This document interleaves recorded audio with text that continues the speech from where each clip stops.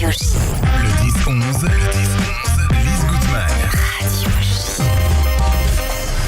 Radio J. Le cinéma parlant, Lynn Toubiana. Lise Gutmann. Radio J. Chère Lynn, bonjour. Bonjour Lise. Alors merci d'être avec nous aujourd'hui pour de nombreux films que nous allons évoquer avec vous. Des films un peu anciens, mais des films qui viennent de sortir ou qui ressortent. On va commencer par un nouveau film, Pas de vague, de Teddy Lucie Modeste. De quoi s'agit-il, Lynn ? Alors c'est un film d'abord inspiré d'une histoire vraie, celle d'un prof, un prof de collège, un jeune prof de français, idéaliste, généreux, qui est accusé injustement de harcèlement par une élève quelque peu perturbée. Tout le collège risque alors de s'embraser, mais l'administration, au lieu de prendre à bras le corps ce problème de harcèlement et de soutenir l'enseignant, eh bien n'a qu'un seul objectif, c'est pas de vague. On va écouter la bande-annonce de ce film. On a parlé de séduction, qui passe par la flatterie. Par exemple, avec cette nouvelle coiffure, Leslie est particulièrement en beauté aujourd'hui. Qu'est-ce que je suis en train de faire ?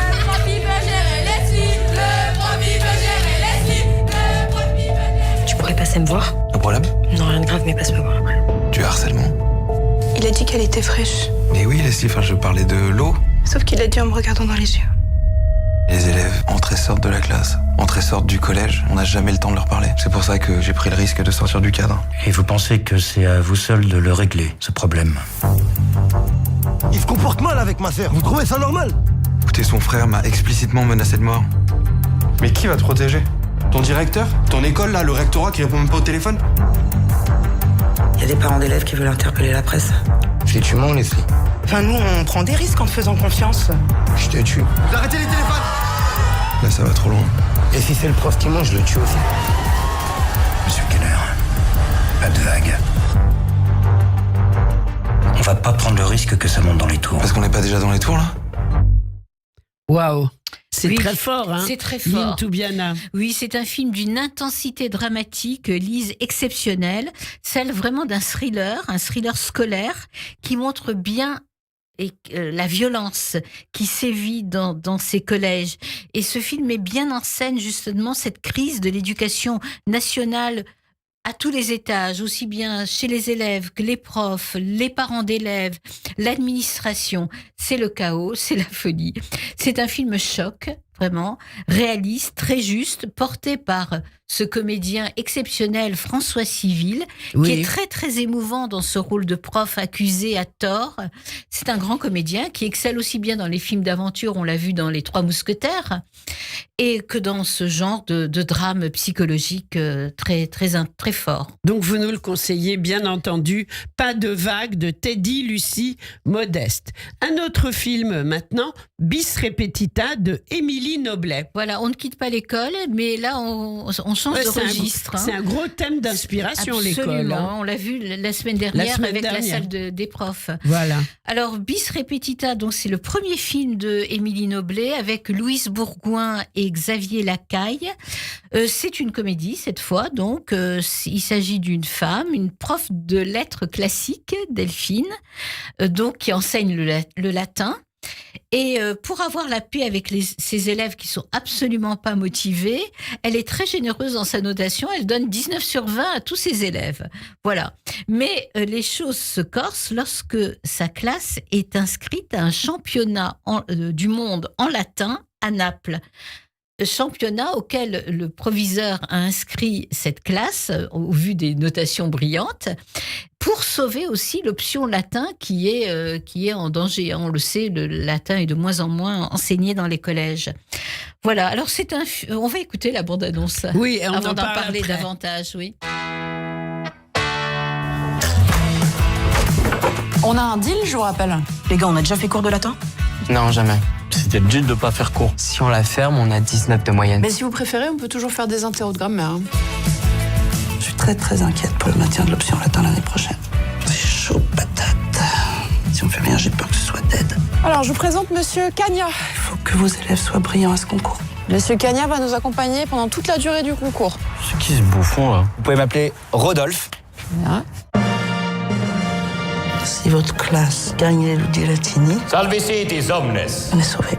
On se croirait dans Harry Potter à l'école des sorciers, c'est incroyable. Alea iacta est. C'est une secte ou quoi? Aquis. Datif L'Oréal ou ablatif L'Oréal. Là, on a juste rien compris. Hein. On a compris qu'on était des grosses merdes. Tout ça parce que vous avez la flemme de nous faire cours. Mais tu dis n'importe quoi. C'est-à-dire, vous avez jamais fait quoi? On va tricher. C'est vous la prof et c'est vous qui nous dites de tricher, mais c'est immoral. Immoral. Ça va pas, non? Isma, venite, hoc pra eclaressimum. On est vraiment obligé de faire genre qu'on comprend ce qu'il dit. Là. Moriturites salutant. Est-ce que c'est clair pour tout le monde? Vous êtes en train de tricher? Ça me fait pas rire, mais bon, c'est pas bien grave. Y a rien de grave pour vous en fait. En fait, tout ce qui compte pour vous, c'est de garder votre petit confort de fonctionnaire. Cheese. Bonjour Delphine, c'est Rodolphe. Je vous ai envoyé une photo là. Je suis désolé pour mon énorme phallus. On a un putain de concours à gagner, vous me racontez votre vie là. Cunilingus qui vient du latin cunus, qui veut dire fourreau, et du verbe lingo, lingere, qui veut dire Lécher. lécher, exactement. Tu as une règle grammaticale ou c'est une intuition linguistique ça? Intuition linguistique. Ok. Voilà. On vient C'est très d'entendre fort, oui. Xavier Lacaille dans le rôle du neveu du proviseur qui accompagne la prof, Delphine, et les élèves à Naples pour ce concours de latin. Alors, je rappelle Bis Repetita de Émilie Noblet. Voilà, alors c'est un film de prof encore très sympa, très bien interprété par ce duo, Louise Bourgoin et... Moins dramatique que le précédent. Ah oui, tout à fait, c'est un registre totalement opposé. Et c'est aussi une comédie romantique qui est assez drôle. Voilà, alors le film il commence par une très belle séquence, une séquence savoureuse d'une classe idyllique avec un prof génial, des élèves souriants, actifs, investis. Et tout d'un coup, il y a un noir et sans transition, on passe à la classe de Delphine où les élèves sont affalés, occupés à toute autre chose que d'écouter et qui n'en ont rien à faire de son enseignement et qui reflètent bien la réalité de certaines classes, alors notamment justement où on enseigne le latin. Est-ce que vous avez appris le latin Alors moi j'avais fait, à Lise. mon époque, on avait une initiation obligatoire en 5e. En 5e. Oui, c'était en 5e. Oui, c'est vrai. Et j'avoue que moi qui adore les langues étrangères, le latin, ça m'a pas particulièrement convaincue. Voilà. Faut dire que la prof y était pour quelque chose. Oui, parfois les profs de latin, c'était pas... Très dur, très c'était pas dur. tout Oui. terrible. Alors voilà, donc il s'agit d'un premier film. Alors avec toujours les problèmes de premier film, il y a un problème de rythme. Parfois les personnages sont caricaturaux. Voilà, c'est une comédie scolaire, cette fois-ci déjantée, amorale, parce qu'elle prône quand même avec humour la tricherie au contrôle. Hein. Mais oui. Voilà. Donc c'est un film divertissant sans plus. Voilà. Mais à voir quand même pendant les vacances de vacances. printemps, Voilà, surtout s'il pleut. Oui. Voilà. On passe maintenant à un film dont je ne suis pas sûre que je vais savoir prononcer le titre, Los Delincuentes de Rodrigo Moreno. Bravo, Wow, Lise. je m'en suis sortie. C'est un film argentin. Oui. Argentin, donc de Rodrigo Moreno. C'est une comédie qui a beaucoup de charme. Bon, là, il s'agit de 2 employés de banque à Buenos Aires qui deviennent des délinquants, parce que Los Delincuentes, ça veut dire des délinquants, en volant dans le coffre de la banque où ils travaillent une somme égale à leur devis de salaire. Voilà. Ah, wow. Donc, c'est une comédie policière, politique, philosophique aussi, qui prône la liberté, l'amour de la vie. C'est un film utopique, parfois burlesque, et on pense beaucoup en voyant ce film au cinéma des frères Cohen. Ah oui. Oui. Alors c'est un film qui dure 3 heures, mais quand même. on ne s'ennuie pas une seconde. Ah ouais, Voilà. ça passe très vite. Ça passe très vite. Donc à voir. À voir absolument Los Delincuentes de Rodrigo Moreno. Alors là, un film qui a bercé mon enfance, mais qui ressort sous une version différente, non? Non, pas du tout. Alors là, effectivement, ça peut prêter à confusion. Le vieil homme et l'enfant, c'est le même titre que le film qui a bien bercé sûr qui a votre enfance bercé, de Claude mais Berry. qui ressort aussi. Non, c'est Ah non. un autre. C'est un film qui porte le même titre, mais c'est un film islandais de Nina Palmadottir qui s'intitule Le vieil homme et l'enfant. Mais là, il ne s'agit pas du tout du film de la même histoire. De la même histoire. Il s'agit d'une rencontre, d'une amitié entre un vieil agriculteur qui part vivre dans la ville de Reykjavik, c'est très difficile à dire, cette capitale islandaise. Je ne répéterai pas. L'histoire de ce vieil homme qui se prend d'amitié pour un jeune garçon de 10 ans qui est délaissé par ses parents et qui est livreur de journaux. Donc c'est l'histoire de cette rencontre. C'est un très beau film, très subtil, très, très original sur la transmission intergénérationnelle, sur la fracture générationnelle, bien sûr, aussi, et sur la solitude des êtres. C'est une très belle fable à voir. Mais je suis quand même surprise du fait que ce soit le même titre. Ça porte le même titre. Alors, donc, il a dû certainement négocier pour... Oui, je pense qu'il y a dû avoir des tractations. Alors, maintenant, Le vieil homme et l'enfant qui a bercé mon enfance ressort en DVD, remasterisé. Ce merveilleux film de Claude Berry de 1967 qui, à l'époque, avait complètement révolutionné la communauté juive parce qu'il y avait très peu de films en France sur ce sujet. Avec Michel Simon. Mais oui, bien sûr. Et Alain Cohen. Alors, il s'agit de l'histoire de Claude, un enfant juif qui, en 1942, a commis un vol. Il est envoyé à Grenoble par ses parents pour échapper à la Gestapo et il est hébergé à la campagne par un vieux couple. Et le vieil homme, appelé Pépé, incarné par Michel Simon, est un ancien poilu, un pétainiste, et il va prendre sous son aile l'enfant, mais il ne sait pas qu'il est juif, parce que les parents de Claude lui avaient formellement interdit de dire qu'il était juif. On va écouter un extrait, alors un extrait très intéressant où le jeu favori de cet enfant, de Claude, c'était de faire parler son Pépé, de le faire parler des Juifs. On va écouter cet extrait. Parle-moi encore des Juifs. Les Juifs, ça, c'est un sujet inépuisable, ça. C'est un sujet en or. Comment on peut les reconnaître? Je te l'ai déjà dit, ils sentent mauvais. Tous? Tous. Même ceux qui se lavent? Ça n'a rien à voir, ça. Tu prends un bouc, tu le laves pendant 3 heures, mais un quart d'heure après, ils sont encore mauvais. Puis même si tu en trouves un qui ne sente pas mauvais, ou que tu sois enrhumé, tu le reconnais. Tu le reconnais au nez, ils ont des nez crochus, là, en forme de hameçon, là. Pourquoi faire? Pourquoi faire? Pour attraper les billets. Parce que ça, pour attraper les billets, ils en connaissent un bout. Ils courent plus vite à la banque qu'au casse-pipe. Il y en a assez. Quoi? Et peut-être qu'il y en a assez. Ils courent avec leurs pieds plats. Les pieds plats, je te l'ai déjà expliqué. Mais tu retiens rien de ce que je te dis. Les pieds plats, c'est pour se faire réformer. Mais après, ça ne les empêche pas de courir pour faire des affaires. Ils ont les pieds plats vraiment ou ils font semblant? Ils ont les pieds plats, mais pas pour les affaires. Pourquoi on leur coupe le zizi aux enfants quand ils sont petits?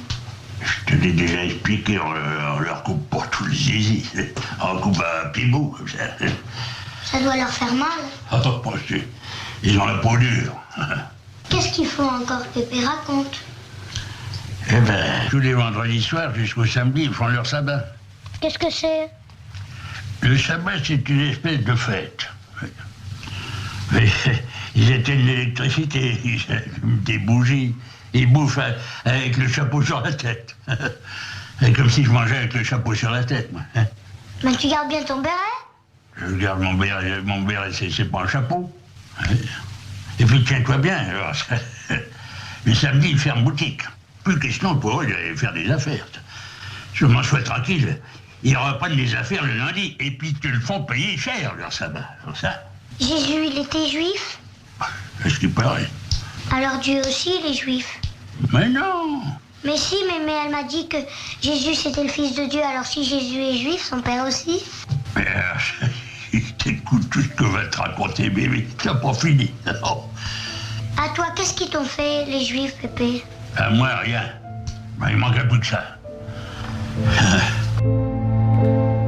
Extraordinaire. C'est incroyable. Ça n'a pas pris une ride. Non. Et vraiment, je peux juste rappeler très vite un souvenir. C'est qu'en 1967, autour de la guerre des six jours, il y a eu une immense manifestation unitaire de soutien à Israël en France et que Michel Simon y était avec le petit Cohen sur ses épaules. Oh, on a magnifique. les photos. Oui. On a les photos et tout le monde était très mobilisé, très bouleversé et le vieil homme et l'enfant y étaient représentés. Alors c'est un film autobiographique. Mais oui. Claude Berry raconte exactement ce qu'il a vécu et ce dialogue entre Michel Simon et ce petit Cohen, Alain Cohen. Eh bien c'est totalement authentique, voilà. Et ce personnage de Pépé, qui tient des propos vraiment révoltants, enfin qui reprend tous les clichés, tous les gros clichés antisémites. Grognon, ouvertement pétainiste, mais il est aussi présenté comme un homme au grand cœur qui sauve. Moi, je pense, pour avoir vu le film plusieurs fois, mais qui suis-je pour donner mon avis, mais je le donne quand même. Je pense que il se doutait quand même que le petit était juif, mais que il ne le disait pas. Mais c'est mon avis, ça veut rien dire. On a le droit on ne sait pas. En tous les cas, Claude Berry s'est beaucoup amusé justement à le faire parler sur les Juifs parce qu'il avait ce secret justement en lui. Il fallait pas qu'il le révèle. Bien sûr. En tous les cas, un film à voir en DVD avec les jeunes générations. C'est un film, c'est une transmission à ne pas rater. Merci Lynn de nous le rappeler. Alors maintenant, on va parler d'un livre, Claude Miller, Une vie de film de Olivier Curchod. Oui, édité aux Impressions Nouvelles. Alors vraiment, ce livre est formidable parce que on connaît Claude Miller de La meilleure façon de marcher à Thérèse d'Esquerou, en passant par Garde à vue, Mortelle randonnée, L'effronté, La petite voleuse, Un secret. Eh bien, ce Claude Miller est l'auteur de 17 longs métrages et il a réuni des vedettes exceptionnelles comme Devers, Depardieu, Serrault, Ventura, Romy Schneider, etc. On va pas tous les citer. Eh bien, ce livre d'Olivier Curchod, Claude Miller, Une vie de film, est un récit, et le récit d'un cinéaste au travail, et une vie vécue à travers les films. Alors, justement, on a parlé de ce film, le vieil homme et l'enfant. Eh bien, j'aimerais parler de ce film de Claude Miller, Un secret.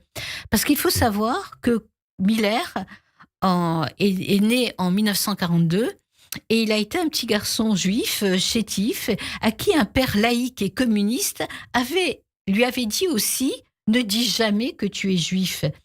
Et il lui disait « Miller n'est pas forcément un non-juif, donc ne le dis pas ».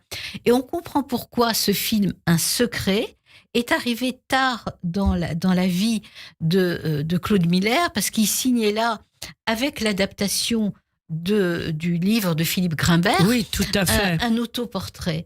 On va écouter la bande-annonce de ce film, Un secret. Magnifique. J'ai longtemps été un petit garçon qui se rêvait une famille idéale. Laisse ça, c'est sale, c'est plein de bêtes. Étrangement, mes parents ne m'ont jamais parlé des années d'occupation. Ils m'en ont toujours tenu éloigné, comme d'un secret honteux. À partir des rares images qu'ils me laissaient entrevoir, j'ai fabriqué de toutes pièces l'idylle de mes parents, comme j'aurais écrit une romance. Toi, ça te fait rien, ça te révolte pas? Je peux pas m'empêcher d'être indignée, tu comprends, Louise? Ça va nous mener à quoi d'être indignés? Ça va nous bouffer l'existence et pourrir celle de tout le monde.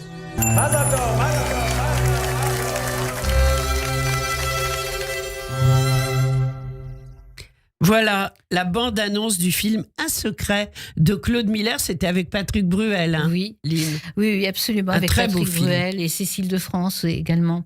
Alors, il faut savoir, justement, puisqu'on parlait du père de Claude Berry et du père de Claude Miller, eh bien que le père de Claude Miller avait refusé de porter l'étoile jaune.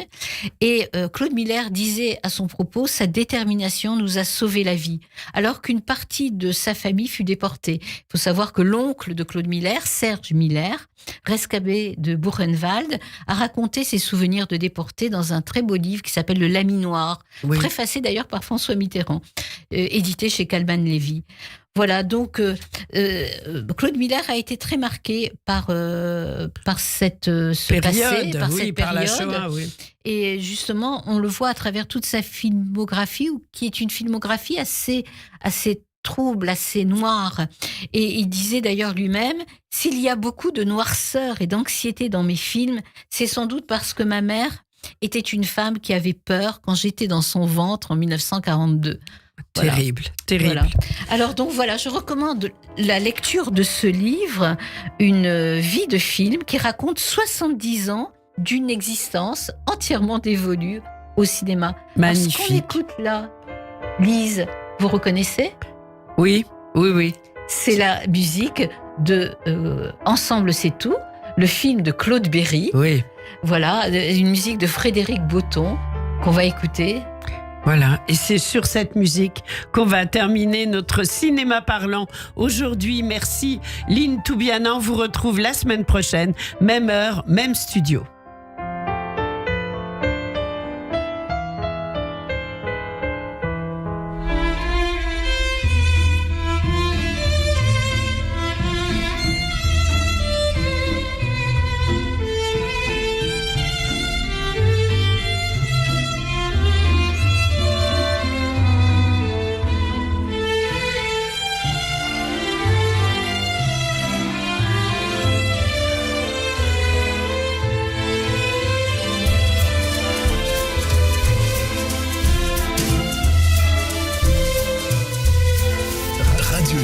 Votre programme revient dans moins d'une minute. Radio J, 15h-16h30, Cyrielle Sarah Cohen. Je vous donne rendez-vous du lundi au jeudi avec un invité. Et je suis ravie d'être invitée à Radio J. Des chroniques et un coup de cœur à vous faire découvrir. Et ce temps de parole, honnêtement, est très précieux. Donc merci à vous. À tout à l'heure. Radio J. Radio J. Vous écoutez Radio J à Paris sur 94.8 en DAB+, et sur notre appli Radio J. Radio J. À l'approche de Pessah, la Fondation Kazip Kojasor a besoin de vous. Présente à tous les moments de la vie des personnes les plus fragiles, le Kazip soutient plus de 30 000 personnes démunies de notre communauté. Avec le Kazip Kojasor, votre solidarité sera utile et efficace tout en bénéficiant de déductions d'impôts jusqu'à 75%. Contactez-nous au 01 49 23 71 40. 01 49 23 71 40. Kazip.fr. Reçu Serfa en retour. Chag Pessah Sameach. Le 10-11 de Lise Gutmann vous a été proposé avec le concours du Centre d'art et de culture et du FSJU. Le Centre d'art et de culture, c'est aussi le Festival de cinéma Diasporama et le Festival Jazz & Klezmer. Toute la programmation est sur culture-juive.fr. Radio J. Radio J. Le 10-11.